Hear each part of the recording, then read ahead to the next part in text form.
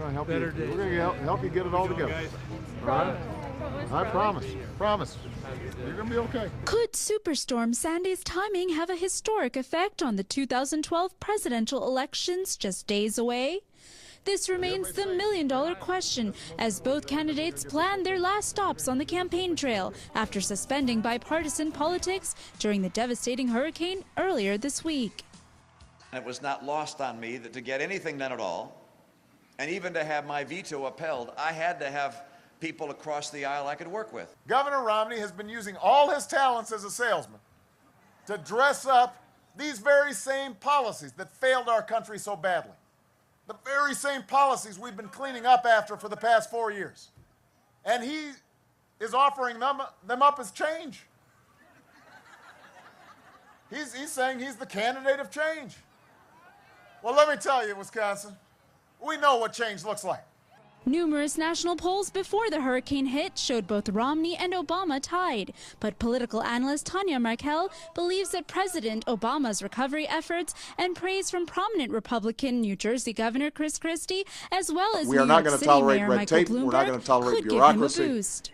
I think Romney's numbers were surging in Ohio, everywhere. He was really coming up. People like that he was doing more for the people. People like the change that Obama was talking about 4 years ago, and I think that people are starting to feel that Romney could do that. However, seeing that Obama has stepped up, this is definitely a dead heat race, and Sandy has given Obama the bump, and it might be known as Election Sandy only because I think that this really has set Obama over the edge with voters. Despite Superstorm Sandy's continued crippling effects on America's northeastern coast, campaign officials say that the presidential elections will take place as scheduled on Tuesday, November 6th, although multi-state power outages could affect voting stations and turnout. It will affect some voters that can't get to the alternative polls. It's not going to affect so much the New York voters because Obama will probably win New York anyway. However, it's the Midwest, it's the Ohios and the swing states that it could affect because they're seeing Obama step up and do what he needs to do here, although Romney has stepped up as well. So. The number one election issue remains the economy, but how the candidates incorporate relief efforts will also weigh heavily in the days ahead. It was wise for both of them not to campaign during the devastation that Sandy caused. However, they need to be campaigning now on what will improve what's happened here in New York and New Jersey, Atlantic City.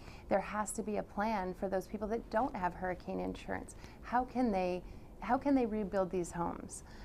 Who's going to help them? How can they get jobs? That's our number one issue. So absolutely, the person that puts together the plan that people believe is going to win this race.